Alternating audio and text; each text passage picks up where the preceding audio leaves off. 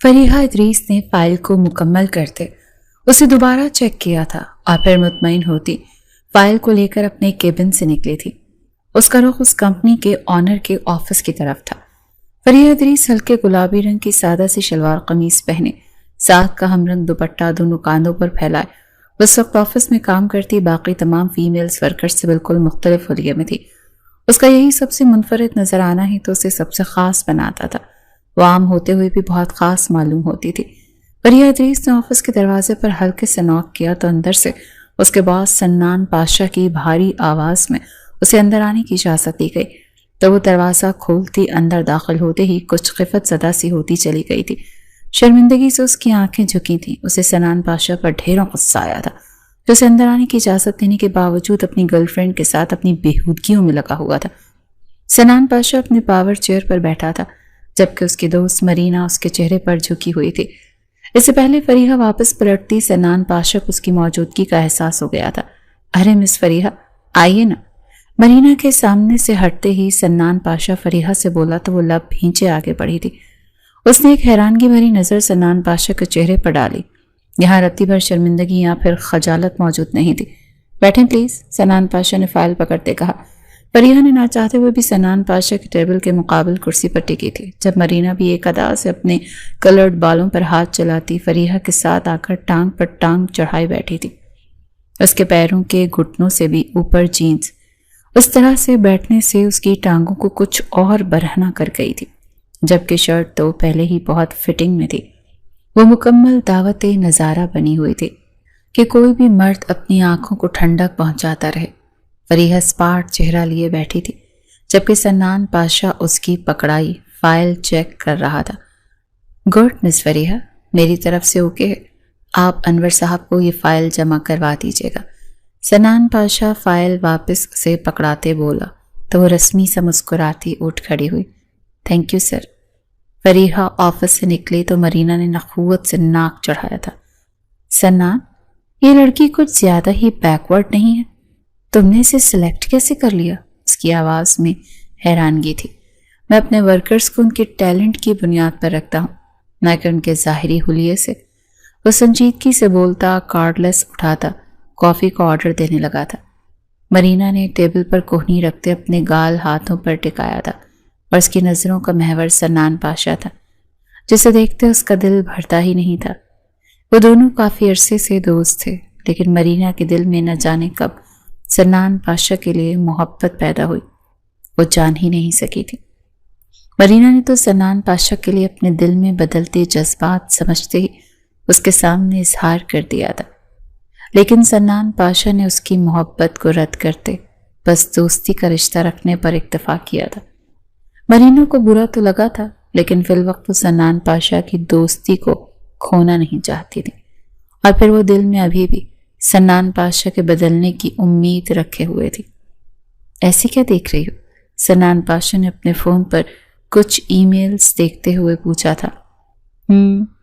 देख रही हूं कि तुम कितने संगदिल हो, वो मुंह बनाते बोली तो वो आगे से हंस दिया था। तुम अपनी इज्जत से पीछे नहीं हट सकती क्या?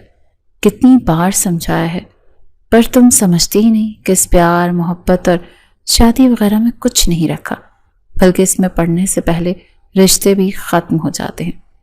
तो क्यों चाह रही हो कि हमारे दरमियान ये दोस्ती ना रहे? वो अपनी राय का इजहार करता उसे सवालिया निगाहों से देखने लगा तो वो बमुश्किल अस्बात में सर हिला गई। तुम्हारी मोहब्बत न सही, दोस्ती ही सही मेरे लिए काफ़ी है। वो गहरा सांस भरते कॉफ़ी की तरफ मुतवज्जे हुई जो अभी मुलासिम रख कर गया था। फरीहा ऑफिस और फिर बस की सवारी से धक्के खाती घर पहुंची तो रात की तारीकी फैलने का आगाज हो चुका था। जब घर के अंदर आते उसे अपने बाबा की बुरी तरह खांसने की आवाज़ आई तो वो भागती हुई उनके कमरे में आई थी। यहाँ वो अपने बिस्तर पर बैठे खांसते हुए हलकान हो रहे थे।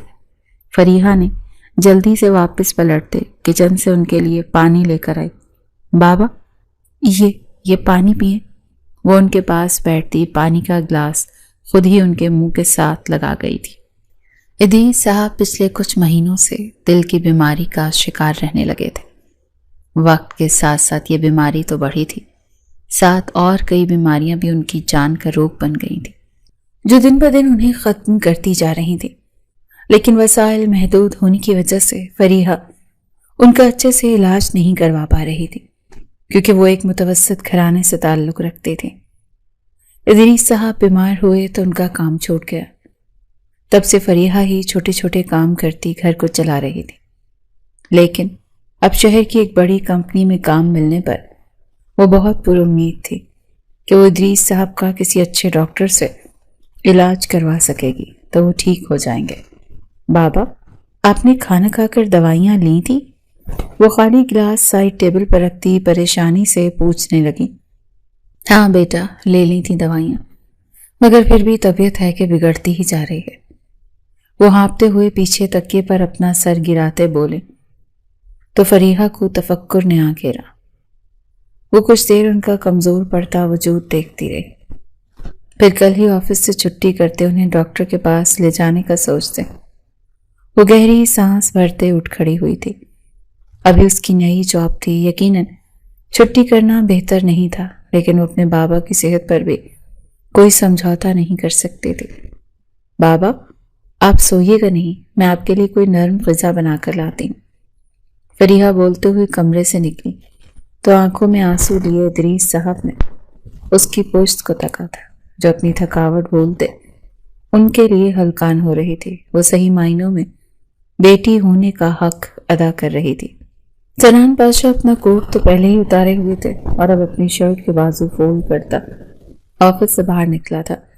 وہ کسی کام کے سلسلے میں کمپنی کے مینوفیکچرنگ ایریا میں جا رہا تھا، جب اسے اپنے کمپنی کے مینیجر انور کی کافی غصیلی آواز سنائی دی تو وہ اس کے آفس کا دروازہ کھولتا اندر داخل ہوا تھا۔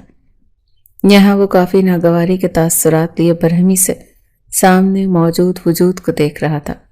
سنان پاشا اس وجود کو پیچھے ہی سے پہچان چکا تھا۔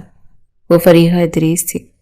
اپنے مینیجر کا کسی فیمیل ورکر کے ساتھ ایسا برتاؤ سنان پاشا کو انتہائی ناگوار گزرا، تو وہ سنجیدہ چہرے کے ساتھ آگے بڑھا تو انور اسے دیکھتے فوری اپنی جگہ سے کھڑا ہوا تھا۔ انور صاحب، یہ کیا طریقہ ہے کسی سے بات کرنے کا، وہ بھی کسی فیمیل کے ساتھ؟ سنان پاشا کی بھاری اور کھردری آواز پر فریحہ ادریس بھی اٹھ کھڑی ہوئی تھی۔ اس کا سفید چہرہ شرمندگی کے مارے سرخ سا پڑنے لگا۔ وہ یہاں مینیجر سے کچھ پیسے لون لینے کے لیے آئی تھی، مگر وہ آگے سے اس کی مجبوری سنے بغیر اسے بے عزت کرنا شروع ہو گیا تھا، اور اسے لگنے لگا کہ اب یقیناً سنان پاشا بھی اس کی انسلٹ کرنے میں اپنا کردار ادا کرے گا۔ پیسے ملنے کی امید بھی گئی تھی اور عزت نفس الگ مجروح ہونے لگی تھی۔ اس پر فریحہ کی آنکھوں میں مارے بے بسی کے آنسو جمع ہونے لگے تھے، جنہیں وہ کمال ضبط سے گالوں پر بہنے سے روکے چہرہ جھکائے اپنے لب کاٹتی کھڑی تھی۔ سر مس فریحہ ادریس، انہیں آئے ابھی پورا مہینہ نہیں ہوا اور یہ آج مجھ سے لون مانگنے آ بیٹھی ہیں، اور تو اور بغیر اطلاع دیے یہ کل چھٹی پر تھیں۔ ان کی ایسے رویے پر میں بھلا کیا رد عمل دیتا؟ مینیجر انور فریحہ کی طرف دیکھتا غصے سے بول رہا تھا۔ سوری سر، فریحہ نے بات کے مزید بڑھ جانے کے ڈر سے جلدی سے معافی طلب کی تھی۔ انور صاحب، جو بھی مسئلہ تھا میں آپ کو کسی سے بھی اس لہجے میں بات کرنے کی اجازت نہیں دوں گا، خصوصاً کمپنی میں کام کرتی فیمیل ورکر کے ساتھ، سمجھے آپ؟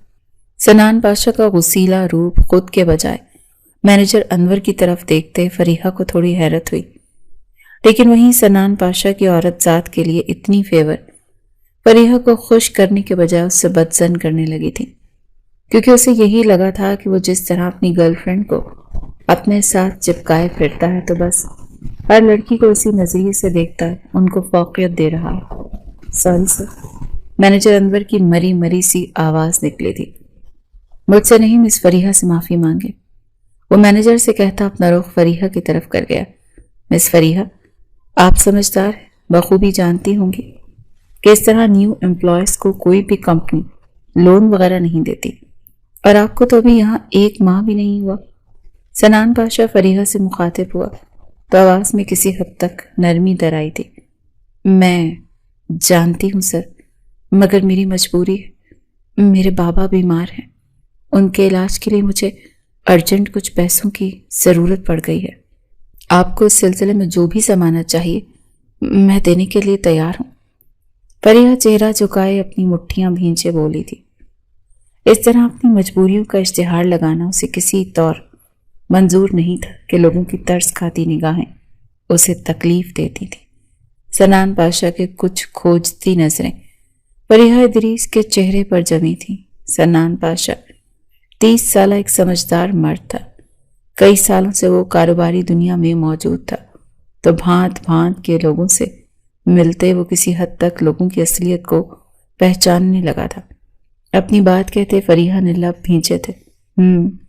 انور صاحب، آپ مس فریحہ سے پوچھ لیں ان کو کتنی رقم کی ضرورت ہے تو دے دیں انہیں، میری طرف سے اجازت ہے۔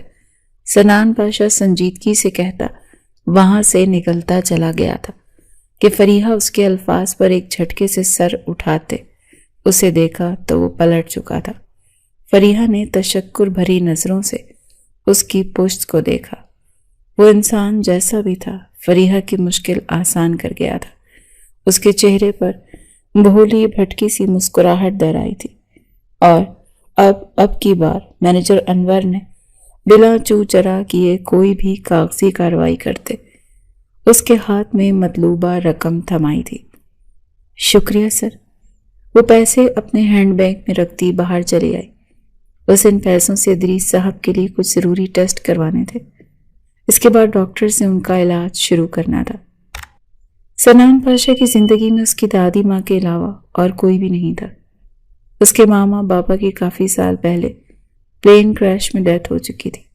ایک تایا تھے تو وہ اپنی فیملی کے ساتھ بیرون ملک میں مقیم تھے، اسی لیے ذکیہ بیگم سنان پاشا کی دادی ماں آج کل انہی کے پاس امریکہ گئی ہوئی تھی۔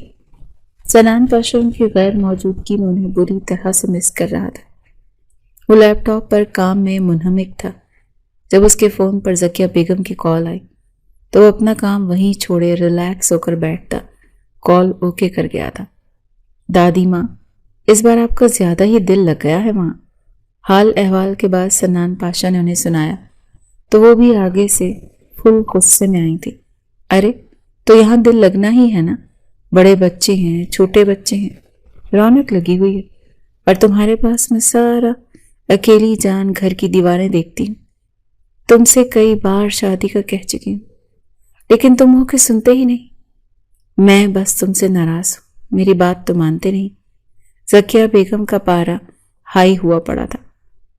سنان پاشا شادی کے جھنجٹ میں پڑنا نہیں چاہتا تھا۔ ویسے بھی اسے ابھی تک کوئی ایسی لڑکی نظر نہیں آئی تھی جسے دیکھتے لگتا کہ وہ اسے ہمیشہ کے لیے اپنی زندگی میں شامل کر لے۔ وہ نہ جانے کیوں اتنا کنفیوز تھا۔ اچھا میری جان، مان لیتا ہوں آپ کی بات، بتائیں کیسی لڑکی کو بطور بہو قبول کریں گے آپ؟ سنان پاشا وقتی طور پر ان کا موڈ بحال کرنے کے لیے بول گیا تھا، جس پر وہ خوشی سے نہال ہوتی۔ اب ایک اچھی لڑکی کی خوبیاں گنوا رہی تھی جب عین اسی وقت فریحہ دستک دیتی آفس میں داخل ہوئی تھی۔ خوبصورت ہو، ذکیہ بیگم کے پہلے جملے پر سنان پاشا کی بلا ارادہ نگاہ فریحہ کی طرف اٹھتی چلی گئی۔ وہ لڑکی بھی خوبصورت تھی۔ سنان پاشا نے دل میں تسلیم کیا، سوبر سی ہو۔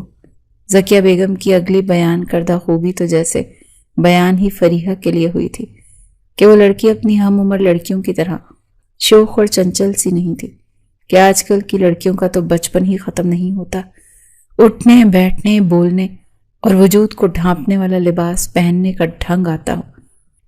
ذکیہ بیگم آج کل کی لڑکیوں کی جینز شرٹ سے سخت نالاں تھی، اسی لیے آخری جملے پر خاصا زور دیتے بولی تھی۔ سنان پاشا عجیب حیرانگی کی کیفیت میں فریحہ کو انجانے میں دیکھتا چلا گیا۔ ایسا لگ رہا تھا جیسے فریحہ ذکیہ بیگم کے سامنے موجود ہوں اور وہ اسے دیکھتی بول رہی ہوں، اور وہیں اس کی نظروں کا یہی ارتکاز فریحہ کو بے سکون سا کر گیا تھا۔ کیا ہو گیا؟ کہاں کھو گئے؟ بہت غیر معمولی خوبیاں بیان کر دیں کیا؟ سنان پاشا کی خاموشی پر ذکیہ بیگم بولی تو وہ بری طرح چونکا، اور پھر وہ فریحہ سے نظریں چراتے اسے بیٹھنے کا اشارہ کرتا دادی ماں کی طرف متوجہ ہونے کی کوشش کرنے لگا۔ نہیں، ایسا نہیں ہے میری جان، آپ جلدی سے آ جائیں، پھر بات کرتے ہیں اس موضوع پر، میں بہت مس کر رہا ہوں آپ کو۔ فریحہ جو اپنی گود میں رکھے ہاتھوں کو دیکھ رہی تھی، سنان پاشا کے منہ سے میری جان الفاظ پر وہ ناک چڑھا کر رہ گئی تھی کہ اس کے خیال میں سنان پاشا ایک بے حد فلرٹی انسان تھا۔ اوکے، لو یو، رات کو بات کرتے ہیں۔ سنان پاشا کے الفاظ پر فریحہ کا چہرہ خامخواہ میں سرخ پڑنے لگا تھا کہ وہ شخص اس کی موجودگی کا بھی لحاظ نہیں کر رہا تھا۔ سنان پاشا کے سیل فون ٹیبل پر رکھتے ہی وہ جلدی سے اپنی فائل اس کی جانب بڑھا گئی۔ آپ کے بابا کی طبیعت اب کیسی ہے؟ فائل پر نظریں دوڑاتے سنان پاشا کا انداز سرسری سا تھا۔ جی کچھ بہتر ہے، ڈاکٹر تبدیل کیا ہے، جس نے مختلف ٹیسٹ کروائے ہیں تو ان کی رپورٹس آنے پر ہی مکمل پتہ چلے گا۔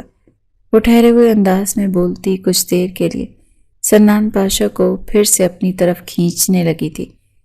اپنی کیفیت پر جھنجھلاتا وہ سر جھٹک گیا اور ساتھ دل ہی دل میں زکیہ بیگم کو یاد کرتے وہ کر رہا، جنہوں نے اس کی بیوی کی خوبیاں بتاتے اس کا دماغ الٹ پلٹ کر دیا تھا۔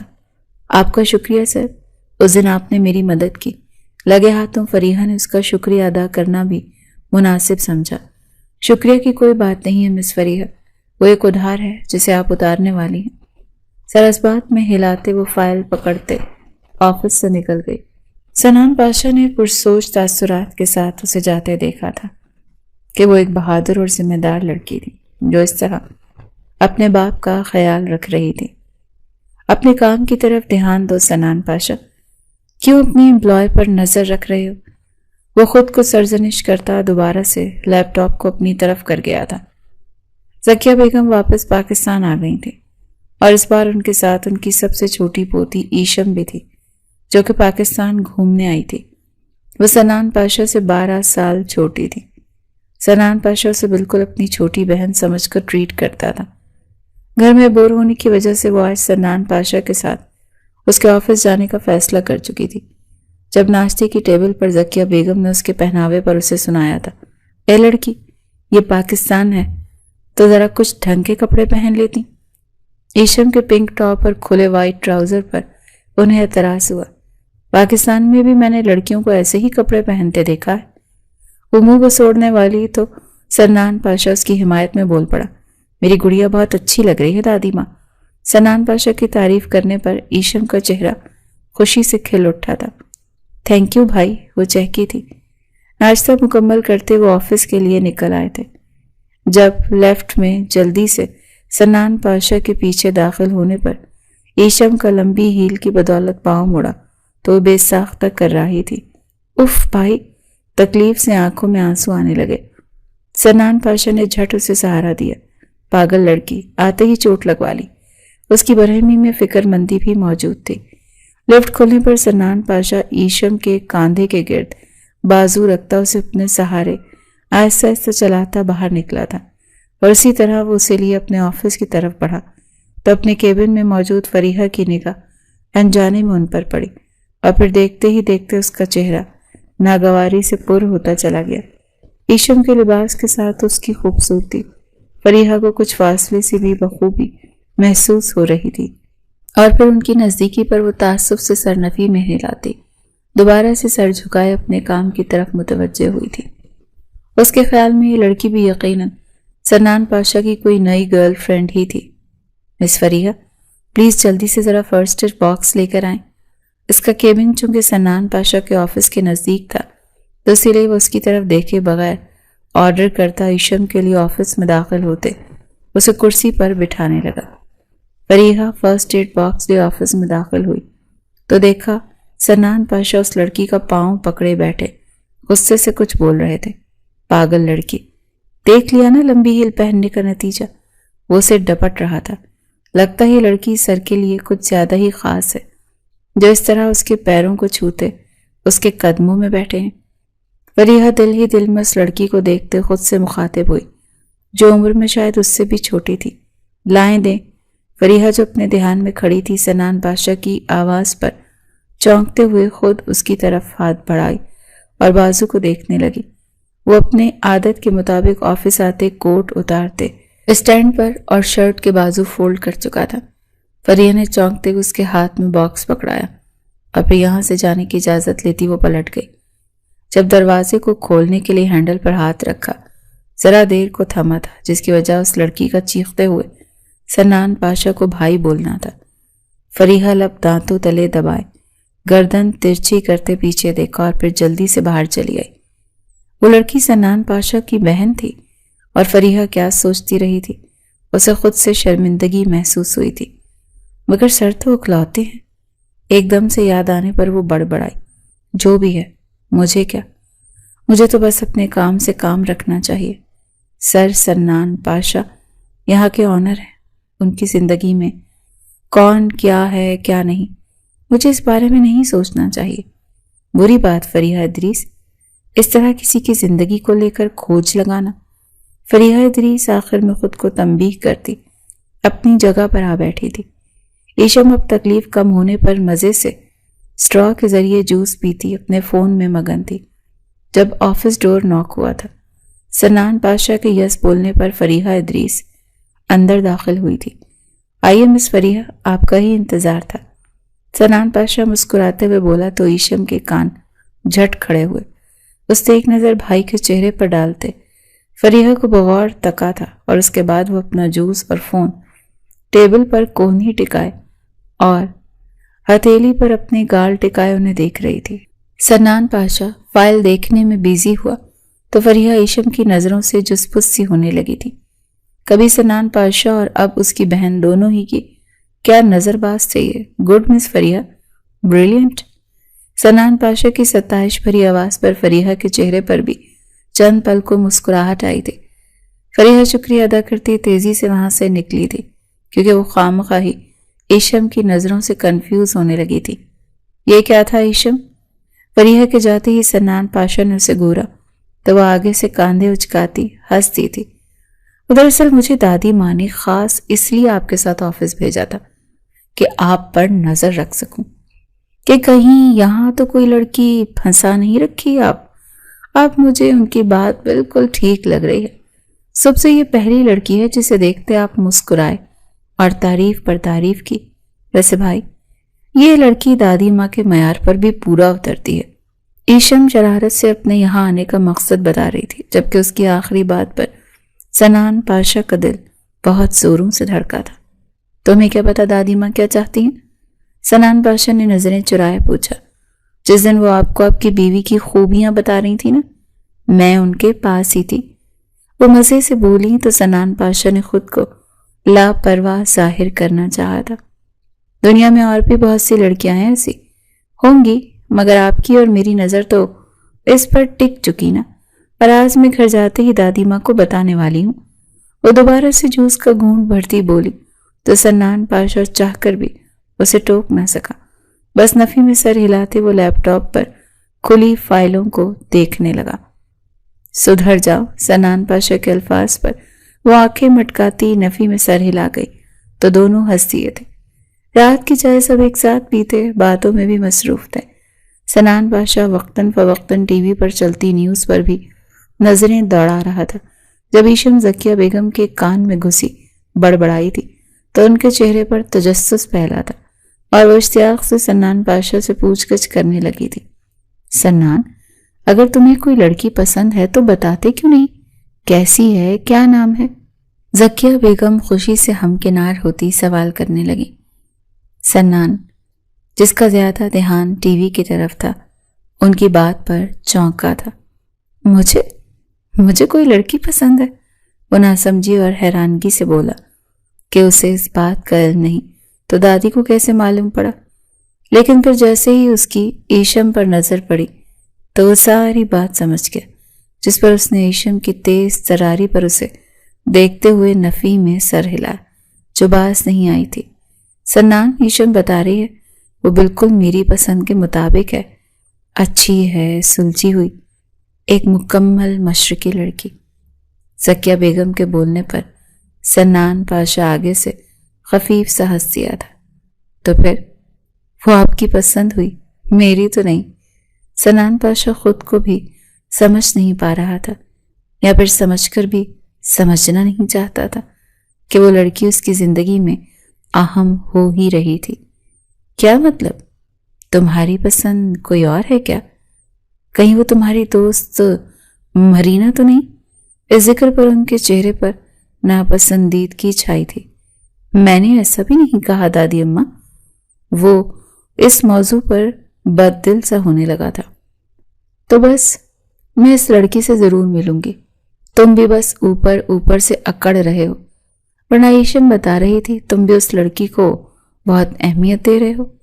زکیہ بیگم دو ٹوک انداز میں بات کرتی سنان پاشا کو چپ کروا گئی تھی، اور وہ تھا کہ اپنی زندگی کے اتنے اہم فیصلے کو کرنے میں بھی ہچکچاہٹ کا شکار ہو رہا تھا۔ اوکے، سنان پاشا بھرپور سنجیدگی سے کہتا اٹھا تھا اور لمبے لمبے ڈگ بھرتا اپنے کمرے میں چلا آیا تھا۔ پتہ نہیں کیا مسئلہ ہے اس لڑکے کے ساتھ۔ زکیہ بیگم اس کی خاموشی پر پریشان ہوئی تھی۔ دادو، آپ پریشان نہ ہو، یقیناً سب اچھا ہوگا، اور چلیں میں آپ کو اس لڑکی کے بارے میں بتاتی ہوں۔ ایشم نے ان کا دھیان بھٹکایا تھا۔ سنان اپنے کمرے کی کھڑکی کے پاس کھڑا گہری سوچ میں گم تھا۔ اگر وہ نہیں مانی تو، یا پھر اگر وہ مان گئی اور شادی ہو گئی مگر ہماری بن نہ سکی تو، لیکن اگر میں اس کے ساتھ اٹیچ ہو گیا اور وہ مجھے چھوڑ گئی تو میرے لیے کتنا مشکل ہوگا۔ میں تو بے جان چیزوں سے وابستہ ہو جاؤں تو ان سے الگ نہیں ہو سکتا، وہ تو پھر ایک جیتا جاگتا وجود ہوگا۔ سنان پاشا اپنے دل کی بڑھتی گھٹتی دھڑکنوں کو ان کی آواز سنتا گہری کشمکش میں پڑا تھا۔ وہ فی الوقت کچھ ایسا چاہ رہا تھا جس سے زکیہ بیگم بھی خوش ہو جاتی اور اسے بھی فریحہ ادریس کو سمجھنے اور جاننے کا وقت بھی مل جاتا کہ کہیں وہ لڑکی بھی اس کی زندگی میں آتے روپے پیسے کی ریل پیل دیکھتے خود کو یہاں کی لڑکیوں کے رنگ ڈھنگ میں نہ ڈال لے۔ وہ اس کا گھر بسانے کے بجائے کہیں یہاں کی رنگینیوں میں نہ کھو جائے، کیونکہ وہ یہ سب زندگی میں پہلی مرتبہ دیکھنے والی تھی، تو سب کچھ اس کے لیے اٹریکٹیو ہونے والا تھا۔ اسی لیے سنان پاشا کو جو بھی قدم اٹھانا تھا سوچ سمجھ کر اٹھانا تھا۔ سنان پاشا نے آفس آنے کے تھوڑی دیر بعد فریحہ ادریس کو آج خود اپنے آفس میں آنے کا کہا تھا۔ جی سر، آپ نے بلایا؟ اپنے آنے کے بعد بھی سنان پاشا کو خاموش دیکھتے فریحہ ادریس الجھی سی بولی تھی۔ وہ اس طرح پہلی بار کسی کام کے بغیر سنان پاشا کے مقابل بیٹھی تھی۔ مس فریحہ، مجھے آپ سے ایک ضروری بات کرنی تھی، سنان پاشا نے تمہید باندھی تھی۔ جی بولیں سر، میں اسی لیے یہاں بیٹھی ہوں۔ فریحہ پوری طرح اس کی طرف متوجہ تھی۔ کیا آپ مجھ سے پیپر میرج کریں گی؟ سنان پاشا گہری سانس بھرتا اپنی بات کہتے فریحہ کو ششدر کر گیا۔ کیا مطلب؟ اوہ، اڑے حواسوں کے ساتھ وہ بولی تھی، میرا مطلب ہے کہ آپ کچھ عرصے کے لیے مجھ سے کانٹریکٹ میرج کر لیں۔ میں یہ شادی کرتے اپنی دادی ماں کو خوش دیکھنا چاہتا ہوں۔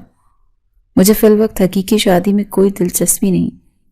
کانٹریکٹ میرج میں ہم دونوں جب چاہیں الگ ہوتے، اپنی اپنی زندگی جیسے چاہیں مرضی گزار سکتے ہیں، بلکہ اس میرج کے دوران ایک ساتھ رہتے بھی ہم دونوں سے کوئی ایک دوسرے کی زندگی میں دخل نہیں دے گا۔ اس کے بدلے آپ جو چاہیں گی آپ کو ملے گا، روپیہ، پیسہ، پراپرٹی، جو آپ چاہیں۔ سنان پاشا نکاح جیسے پاکیزہ بندھن کو اپنے مقصد کے لیے استعمال کرتا فریحہ ادریس کو خود سے نفرت کی ایک اور وجہ دے گیا تھا۔ اس کے الفاظ پر فریحہ ادریس کا انتشار خون اتنا بڑھا، یہ شدید غصے کے مارے اسے سمجھ نہ آئی کہ وہ کیا بول کر سنان پاشا کا منہ بند کروا دے۔ اس نے کیا سوچ کر اسے ایسی گھٹیا بات کہی تھی۔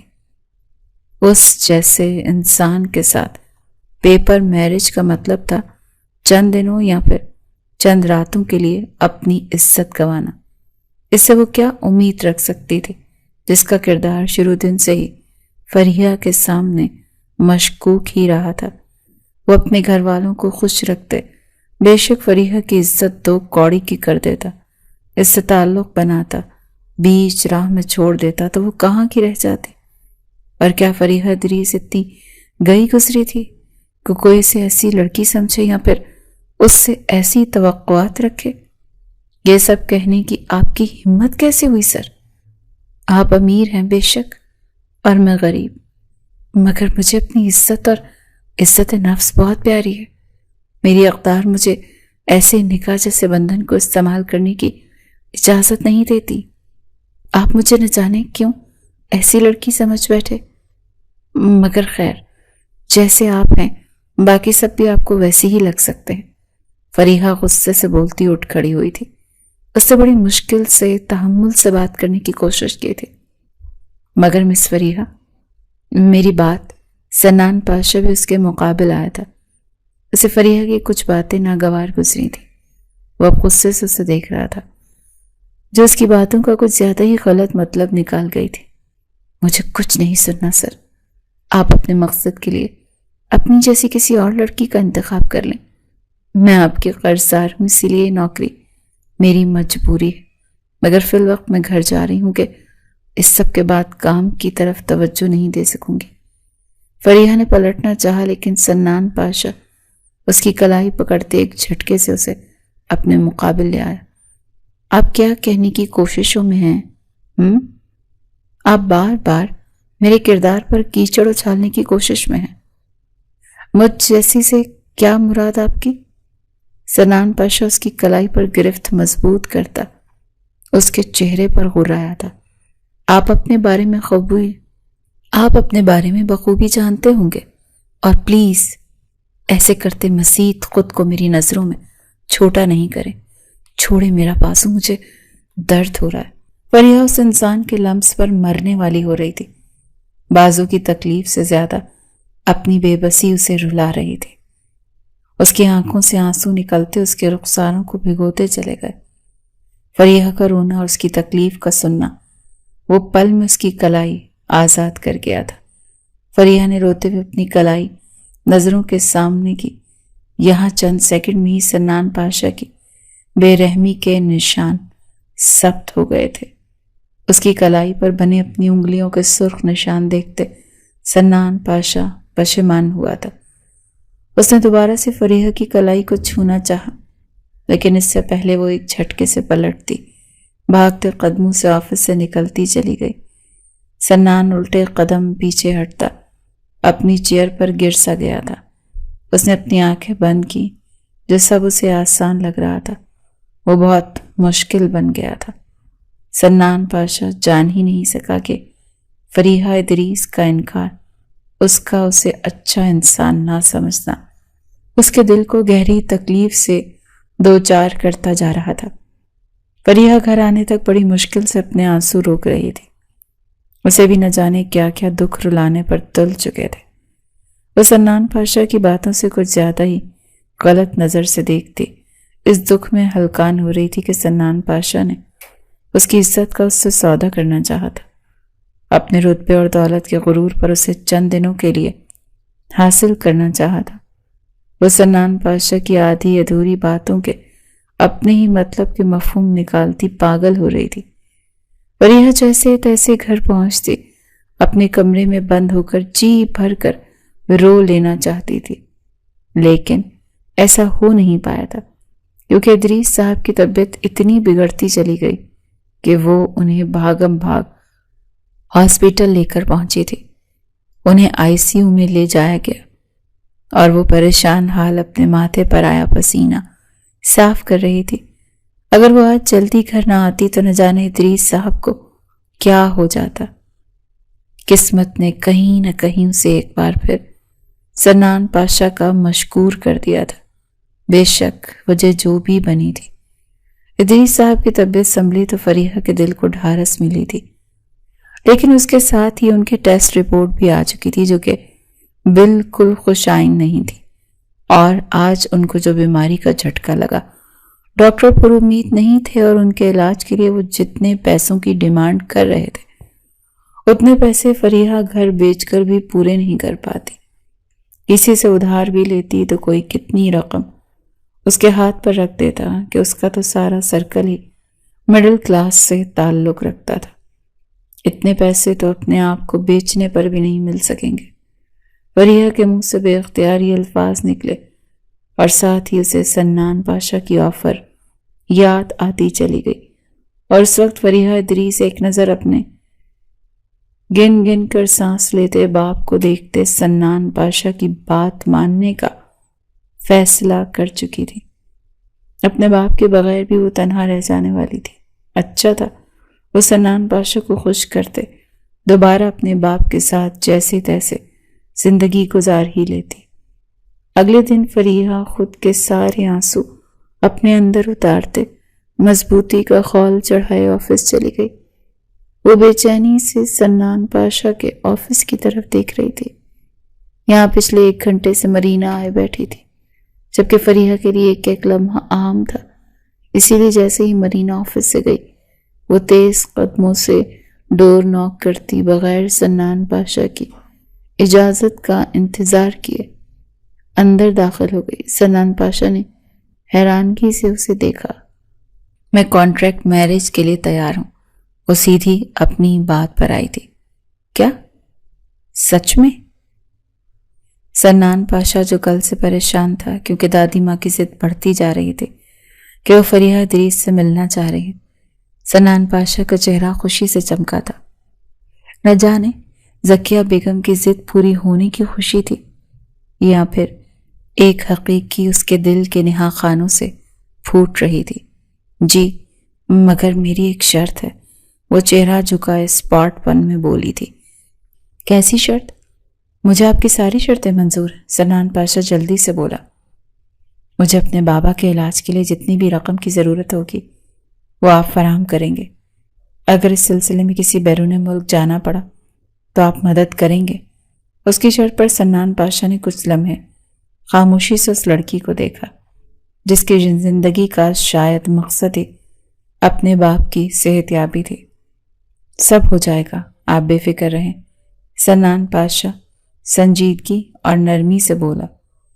وہ لڑکی بس اپنے باپ کے علاج کے لیے مجبوری میں اس تک آئی تھی، اور ابھی صرف نکاح ہوگا، رخصتی کچھ عرصے بعد جب بابا ٹھیک ہو جائیں گے۔ یہ بات کہتے فریحہ کی زبان ذرا سی لڑکھڑائی تھی۔ جیسا آپ چاہیں۔ سنان پاشا کے بغیر کوئی اعتراض کیے مان جانے پر فریحہ نے اپنا جھکا چہرہ اٹھایا تو اس کی آنکھیں سیدھی سنان پاشا کی گہری آنکھوں سے جا ٹکرائی تھی، لیکن اس وقت فریحہ ان آنکھوں کی شفافیت کو سمجھ نہیں پائی اور سر ہلاتی پلٹ گئی تھی۔ اس کے بعد کے معاملات جلد نمٹتے چلے گئے تھے۔ سنان پاشا باقاعدہ ذکیہ بیگم اور ریشم کے ساتھ فریحہ کا ہاتھ مانگنے آیا تھا، جسے ادریس صاحب زیادہ شش و پنج میں پڑے بغیر مان گئے تھے، کیونکہ وہ بھی کسی حد تک اپنی بیماری کے بارے میں جانتے تھے۔ اسی لیے وہ اتنا اچھا رشتہ مل جانے پر خدا کا شکر ادا کر رہے تھے۔ نکاح سے 1 دن پہلے ڈھیروں قیمتی سامان فریحہ کے گھر پہنچ چکا تھا، جس میں نکاح کا جوڑا، زیورات اپنی قیمت اور خوبصورتی خود بتا رہی تھی۔ فریحہ نے نکاح سے پہلے ہی سنان پاشا سے رقم لے لی تھی، جسے وہ بغیر کوئی سوال کیے اس تک پہنچا گئی تھی۔ جب فریحہ اپنا اور اپنے بابا کا پاسپورٹ بھی بنوا چکی تھی، ذکیہ بیگم اور اشمل نکاح سے کافی دیر پہلے آ چکی تھی۔ جب فریحہ ذکیہ بیگم کے گلے لگتی آپ دیدہ ہوئی تو اسے اس طرح سے اپنے ساتھ لگائے پیار محبت سے سمجھانے لگی تھی۔ فریحہ کا وہ بالکل اپنی ماں جیسی لگی، اور ریشم بھی اس سے کافی فرینک ہو چکی تھی، اور اب نکاح کے لیے ریشم ہی اسے تیار کرنے لگی تھی۔ یہ رشتہ سنان پاشا اور فریحہ کے بس ایک ڈرامہ تھا، لیکن وہ دونوں فریحہ کے بابا سچے دل سے ایک نیا رشتہ جوڑ رہے تھے۔ فریحہ کو ان لوگوں کو دھوکہ دینا بہت مشکل لگ رہا تھا۔ نکاح کے وقت ایک سرد احساس فریحہ کے اندر اترتا چلا گیا تھا، اور اس نے بھی بے حسی بھرے انداز میں نکاح نامے پر دستخط کر دیے تھے۔ نکاح کے بعد کچھ دیر فریحہ کو سنان پاشا کے ساتھ بٹھایا گیا تھا۔ یہاں اسے کئی بار سنان پاشا کی نظریں خود پر محسوس ہوئی تھی۔ ریشم نے دل کھول کر ان دونوں کی تصویریں بنائیں۔ یہاں سنان پاشا معمول سے ہٹ کر مسکرا رہا تھا، وہیں فریحہ کسی ادھیڑ بن میں چہرہ جھکائے بیٹھی تھی، اور ریشم بار بار اسے سنان پاشا کے مسکرانے کی مثال دیتے اسے بھی مسکرانے کا کہہ رہی تھی تاکہ تصویریں اچھی آئیں۔ فریحہ مزید سنان پاشا کے نزدیک نہیں بیٹھ سکتی تھی، اسی لیے سر درد کا بہانہ بناتی اپنے کمرے میں چلی گئی تھی۔ کمرے میں آتے ہی اس نے اپنے سر پر اوڑھا لال جالی دار دوپٹہ کھینچ کر دور پھینکا، پھر اسی طرح وہ اپنا بناؤ سنگھار اجاڑنے لگی۔ بے شک اس نے اپنی زندگی میں شادی کو لے کر کوئی خواب نہیں سجائے تھے، مگر کبھی یہ بھی نہیں سوچا تھا کہ وہ اس طرح کوئی ادھورا رشتہ بنائے گی۔ وہ اندرونی کیفیت کی بدولت سرخ آنکھیں لیے کمرے کے بیچوں بیچ کھڑی تھی جب کمرے کا دروازہ ایک بار نوک ہوتا دیکھ دوسری بار کھلتا چلا گیا۔ فریحہ نے چونکتے ہوئے اس دروازے کی سمت دیکھا جہاں سنان پاشا اندر داخل ہو رہا تھا، اور اسے دیکھتے ہی فریحہ میں غصے کی لہر دوڑنے لگی۔ آپ کیوں آئے ہیں یہاں؟ وہ اپنے حلیے سے بے پرواہ تھی، جبکہ سنان پاشا تو جیسے اس کے الفاظ سن ہی سکا۔ وہ پورے حق سے سامنے کھڑی لڑکی کو دیکھتا دل سے اس کی خوبصورتی کا قائل ہوا تھا۔ اس کے لمبے بال جو ہمیشہ سمٹے رہتے تھے آج انہیں کھلا چھوڑے اسٹائل دیا گیا تھا۔ وہ بولا تھا کہ یہ ایک پیپر میرج ہے۔ وہ بس بے خود سا چلتا اس کے پاس چلا آیا، اور اب وہ اس کے چہرے پر نظریں جمائے اس کا ہاتھ پکڑنے کی کوشش میں تھا۔ جب فریحہ جھٹ فاصلے پر ہوئی تو سنان پاشا اپنی بے خودی پر خود کو ملامت کرتا وہ لب بھینچ گیا تھا۔ آپ اس نکاح کی حقیقت کو بھول گئے ہیں شاید، وہ تلخ ہوئی تھی۔ سنان پاشا کچھ بولے بغیر آگے بڑھا تو فریحہ نے مٹھیاں سختی سے بند کی تھی۔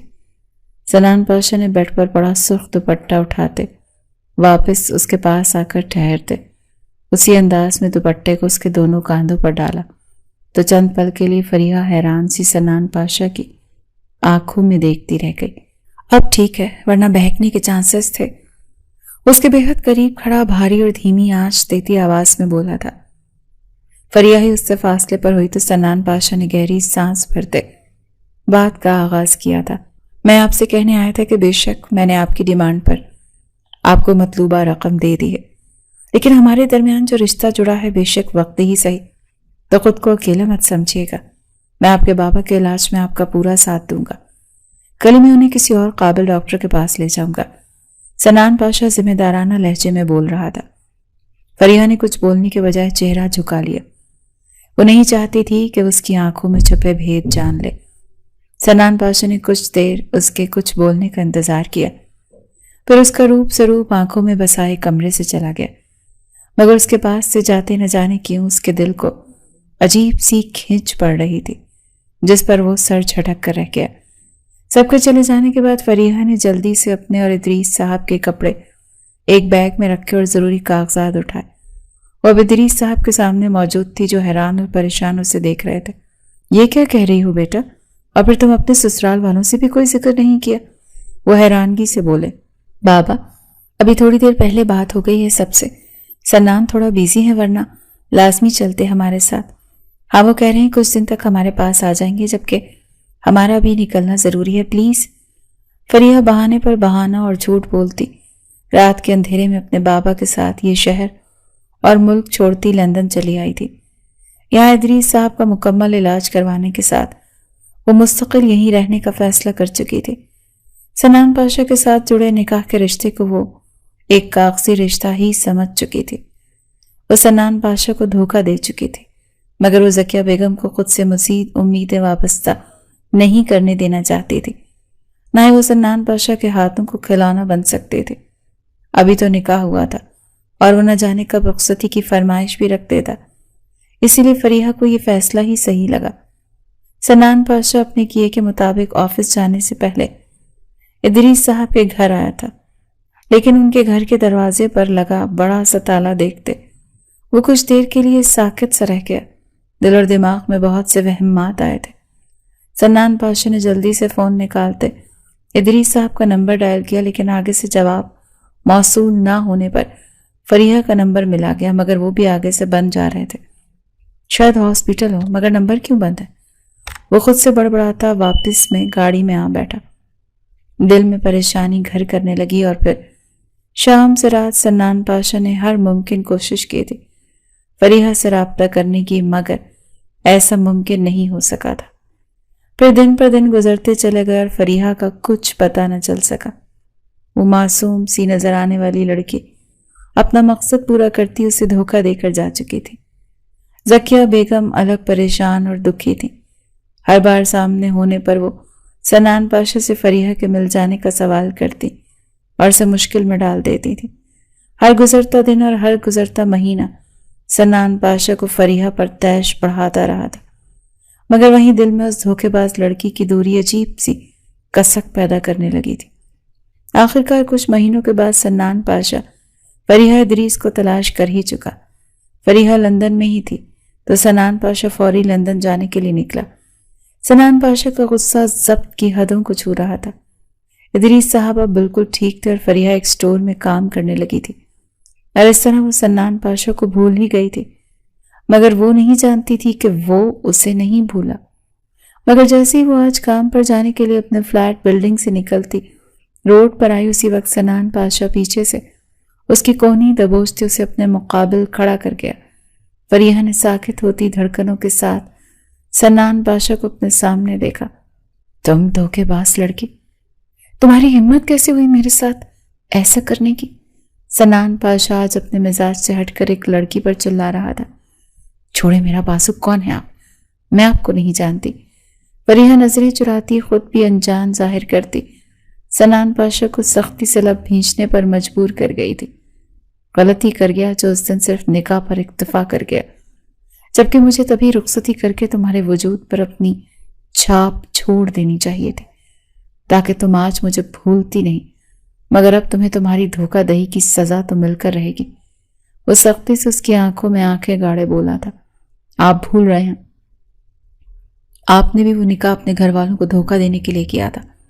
فریحہ بھی خود پر الزام آنے پر جواباً غصے سے بولی، بس بہت ہو چکا، اب جو ہوگا میری مرضی سے ہوگا۔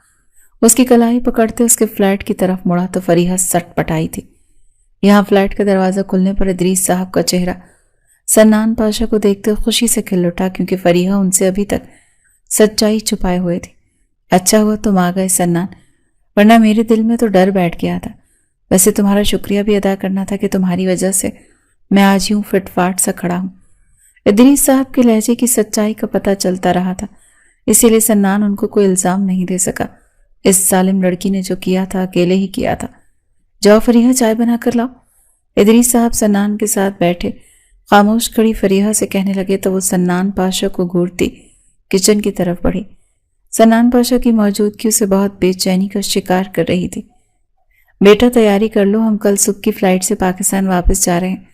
میری ابھی سنان کی دادی سے بات ہوئی ہے، وہ اب بس رخصتی چاہتی ہیں۔ کچن سے نکلتی فریحہ پر بم پھوڑتے وہ پھر خوش دلی سے سنان سے باتیں کرنے لگے تھے، جبکہ سنان نے ایک جلانے والی مسکراہٹ فریحہ کی طرف اچھالی تھی کہ وہ اب اس سے بچ نہیں سکتے۔ سنان پاشا آج اسی فلیٹ میں رکا تھا۔ فریحہ اپنے کمرے میں مسلسل ادھر سے ادھر چکر کاٹتی سنان پاشا سے دو ٹوک بات کرنا چاہتی تھی۔ اس سے پہلے وہ باہر نکلتی سنان کمرے سے داخل ہوتا، دروازے کو اندر سے بند کرتا فریحہ کے چہرے کی ہوائیاں اڑا گیا۔ یہ کیا کر رہے ہیں آپ؟ وہ غصے سے دروازے کی طرف بڑھی، لیکن کلائی سنان پاشا کی گرفت میں آ جانے پر اسے رکنا پڑا۔ کیوں کیا ایسا؟ سنان پاشا سنجیدگی سے سوال کرنے لگا۔ آپ اچھے سے جانتے تھے مجھے یہ کانٹریکٹ میرج کسی طور قبول نہیں تھی، مگر اپنے بابا کے لیے مجھے ایک کڑوا گھونٹ بھرنا پڑا، مگر اس کے باوجود میں نے نکاح تو کر لیا، مگر آپ مجھے کھلونا سمجھتے، شاید استعمال کرتے چھوڑ دیتے، جو مجھے گوارا نہیں تھا، اسی لیے اس دھوکہ دہی پر مجبور ہو گئی۔ ہم مشرقی غریب لڑکیوں کے پاس سوائے عزت کے اور کچھ نہیں ہوتا، جس کے نام ایک بار لکھتی جاتی ہیں اسی کے نام مرنا پسند کرتی ہے، اور یہ بات ہماری تربیت میں شامل ہوتی ہے۔ پھر جس طرح آپ لڑکیوں سے دوستیاں تھیں تو آپ پر یقین کرنا بہت مشکل تھا۔ فریحہ نظریں جھکائے متوازن لہجے میں بولتی چپ ہو گئی۔ سنان پاشا کی گہری نظریں اس کے وجود پر ٹکی۔ سوری، میرے اندر اس رشتے کے لیے وہمات تھے، جس طرح محبت کرنے والے ایک دوسرے کو چھوڑ رہے ہیں، یا پھر غربت اور امیری کا کانسیپٹ بن گیا ہے۔ میں ڈر رہا تھا کہیں تم میری دنیا کی رنگینیوں میں گم ہوتی، مجھے ہی نہ بھول جاؤ۔ میرے دل کو تم پسند آ چکی تھی، تو شاید پیپر میرج کا کہتے تمہیں آزمانا چاہتا تھا۔ جب مجھے لگتا کہ تم ہی میرے لیے ٹھیک ہو تو سوچا تھا کہ پھر اس پیپر میرج کو ختم کرتے نئی زندگی کا آغاز کر لیں گے، اور اب میں یہی چاہتا ہوں۔ اور ہاں پلیز، صرف مرینا میری دوست ہے، تم کہو گی تو اس سے بھی فاصلہ اختیار کر لوں گا۔ سنان پاشا کے الفاظ پر فریحہ اس کی آنکھوں میں دیکھا۔ اب آپ کے سارے ڈر ختم ہو گئے کیا؟ اور دوستوں میں اتنی نزدیکی کہ بندہ اپنی حد بھول جائے؟ میں نے خود مرینا کو ایک دن آپ پر جھکے دیکھا تھا، فریحہ بغیر جھجکے اس کی آنکھوں میں دیکھتے بول رہی تھی، تاکہ وہ اسے انجان نہ سمجھے اور وہ کوئی غلط بیانی نہ کر سکے۔ سنان پاشا کے چہرے پر ناسمجھی بھرے تاثرات آئے تھے، اور پھر اسے وہ منظر یاد آ گیا۔ فریحہ کی موجودگی میں مرینا بس ایک دو بار ہی آفس آئی تھی۔ کیا یار، وہ تو میرے چہرے پر کچھ لگا تھا، وہ صاف کر رہی تھی۔ وہ تھوڑی بولڈ سی ہے، مگر ہاں وہ مجھ سے محبت کی دعوے دار ہے، لیکن اب میں بھی محبت کرنے لگا ہوں۔ آخری بات پر سنان نے اپنی مسکراہٹ دبائی، وہیں فریحہ کے چہرے پر سختی چھائی تھی۔ مگر وہ محبت تم سے ہوئی ہے، تمہاری دوری نے مجھے اس محبت کا بہت اچھے سے احساس دلایا ہے، تمہارا دھوکہ بھی اسے کم نہیں کر سکا۔ سنان پاشا بڑے حق سے فریحہ کے دونوں ہاتھوں کو پکڑے اظہار کر رہا تھا، جس پر فریحہ کی نظریں جھکی تھی۔ دل و دماغ پر پڑا بوجھ کم ہوتا چلا گیا تھا۔ اب کوئی غلط فہمی رہ گئی تو بتا دو، کیونکہ پاکستان جاتے ہی رخصتی ہوتے تم میرے پاس آؤ، میں چاہتا ہوں میرے بارے میں اچھی سوچ لے کر آؤ۔ سنان پاشا نے اس کا چہرہ اوپر کرتے اس کی آنکھوں میں دیکھتے سوال کیا تو وہ نفی میں سر ہلاتی دھیمے سے مسکراتی تھی، جس پر سنان پاشا بھی مسکراتا اس کے ہاتھوں پر اپنا لمس چھوڑنے لگا تو فریحہ نے گھبراتے ہوئے اپنے ہاتھ چھڑائے تھے۔ اب جائیں یہاں سے، وہ کانپتے بولی تو سنان پاشا زور سے ہنستا شرافت سے کمرے سے نکلتا چلا گیا تو فریحہ بھی مسکراتے چہرے کے ساتھ کمرے کا دروازہ بند کرتی کھڑکی میں آ کر کھڑی ہوتی۔ باہر ہوتی برف باری دیکھنے لگی تھی، آنکھوں میں خوشنما سے خواب جگہ بنانے لگے تھے۔